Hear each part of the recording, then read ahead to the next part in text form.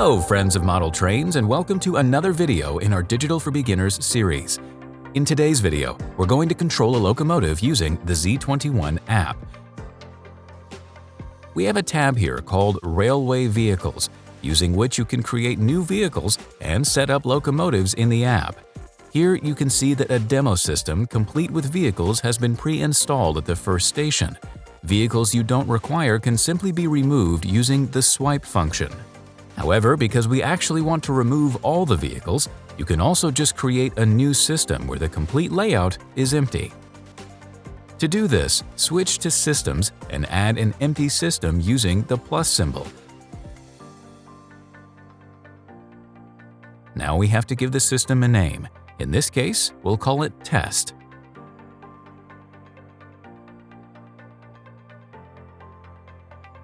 For the signal box type, you should take the schematic signal box. This is the latest status of our technology and it's actually the easiest to set up, but we'll get to that later on. So give the system a name, select schematic for the signal box type, and then add the system. Then you'll see a check symbol, which means that the app has automatically selected our new system. If you now go to Railway Vehicles, then you'll see that no vehicles are represented. However, we want to control some vehicles. For this, we have the plus symbol, and this gives us several possibilities.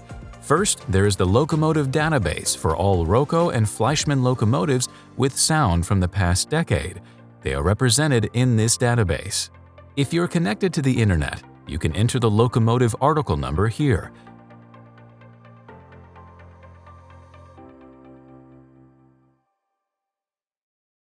Then the locomotive is shown, and you just tap on it and then click on Create Vehicle here. Now you can see that the locomotive has been added with an image and a caption. The tab functions can be used to show you all the functions a locomotive has. This is all set up Xworks.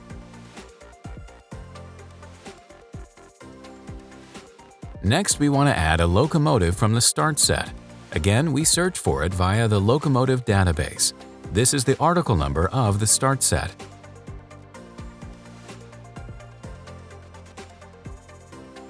As we can see, there are no entries here. Like I said before, the database only contains locomotives with sound. The set features a digital locomotive, so we have to set this up manually. This can also be done via the plus symbol under the item Locomotives. Now you can see that we have created a new locomotive. Of course, we now have to change the locomotive name. In this case, we have the BR140.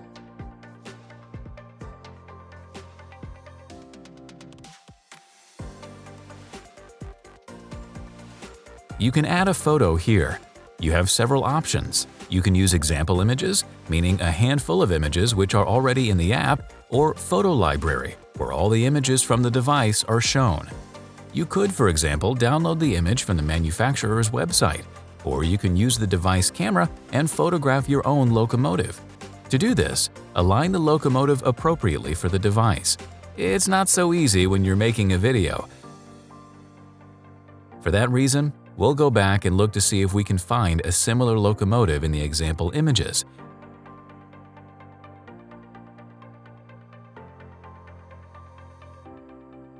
We can just take this example image. Next, we state the address. In our case, our basic locomotive still has the address 3 as we didn't change it. We can enter the name of the locomotive here. We can add categories.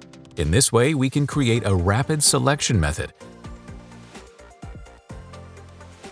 In particular, if we have a lot of locomotives, by deleting the new category text over the pen symbol and renaming it Electric Locomotives, for example.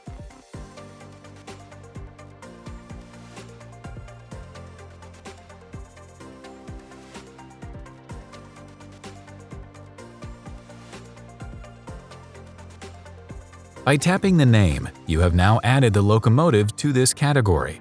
This is how you can add categories for each locomotives, which makes it quicker to find one particular one amongst the many displayed in the locomotive menu. Active means that the locomotive should either only be in my database or that it can also be used for control purposes. We want to use the locomotive for control purposes, so we'll leave it set to active. Crane. If you have one of our new digital cranes and activate this item, 2 analog joysticks will be shown in the control menu so that you can control your crane in a way even more similar to the prototype. Speed display is not a real km/h value, but rather a calculated speed. In the lower box, you can make further entries as required. For example, the Railway Administration, locomotive, length, weight of model, and weight of original. Whatever you like, you can refine your statistics here. At the moment, there's nothing listed under the item Functions. Here you can select which functions the locomotive has. In our case, it's light, and here is the symbol image for the light function. At the top here, you can make further selections. Is it a switch? The light should be on permanently. Is it a button for a whistle, for example? Or you can also set a switching time, for example on an electric coupling, so that it couples for 2 seconds and then uncouples again. In addition, you can determine which function key stands for which function. In our case, it's F0 for light. You can also add a brief description by giving the function another name. In this case, you could add that it's a light, then the whole thing has a designation.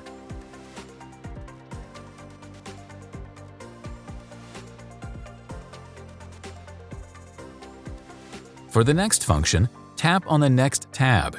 Here you can add sound if you have a sound locomotive and store it, for example, on function key F1. If you have a function in a place you don't like, simply move it by tapping on the function.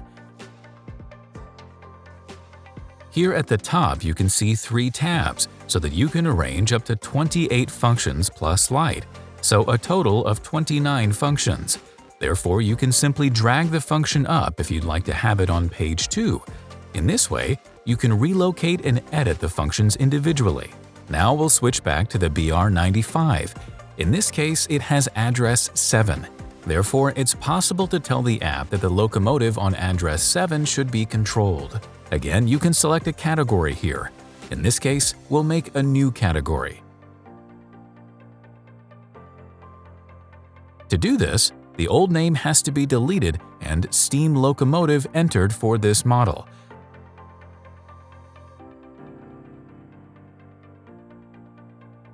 By tapping on it, you can add the locomotive to the appropriate category. You can see that the locomotive name, the image, and also here in part the locomotive information are already entered ex-works. When you go to Functions, you will see that the locomotive default settings already feature a lot of equipment and functions. If you now select Whistle, for example, you'll see that this is also defined as a key.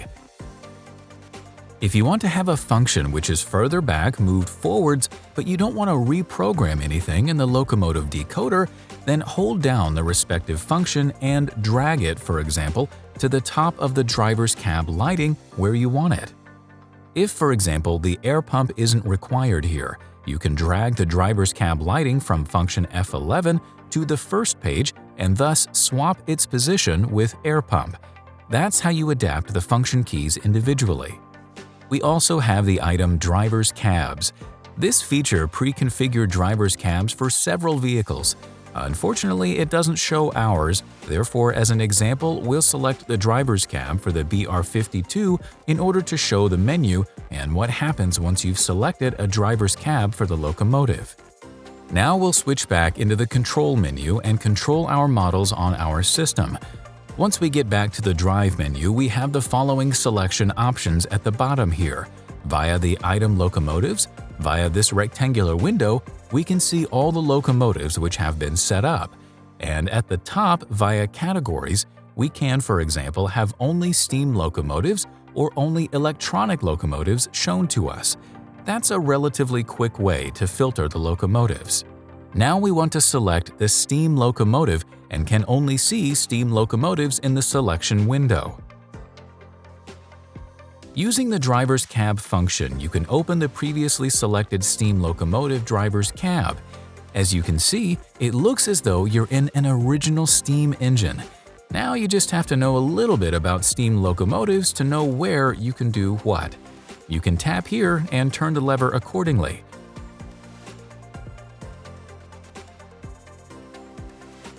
In case of queries, there are a couple of hints here. You can view the PDF for the respective driver's cab. In there, you'll find explanations as to which function stands for which lever or selection wheel. In principle, you can control the locomotive just as though you were standing in the original. It's fun to do. For system operation, however, this usually gets a bit too complicated, as you end up concentrating on the driver's cab in the app more than on the model, but it's up to you. You can find another function under Railway Vehicles. You can sort the vehicles via the pen symbol.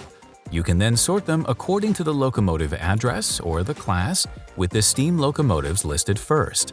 Just tap on the pen symbol and then you can drag and drop each individual locomotive. Once you're ready, click on Completed.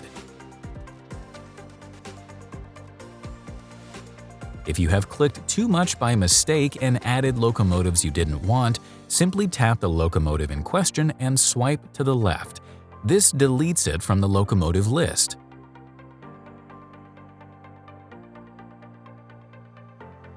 Right, now we can try out the locomotive on the system by driving it.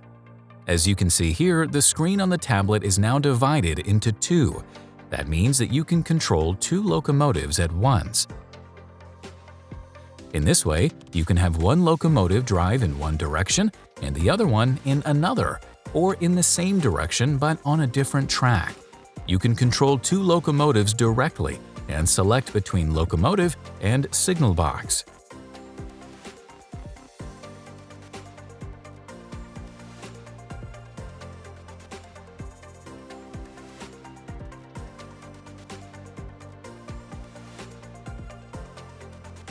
In the next video, you will see what you can do with the signal box and how the turnouts can be switched digitally.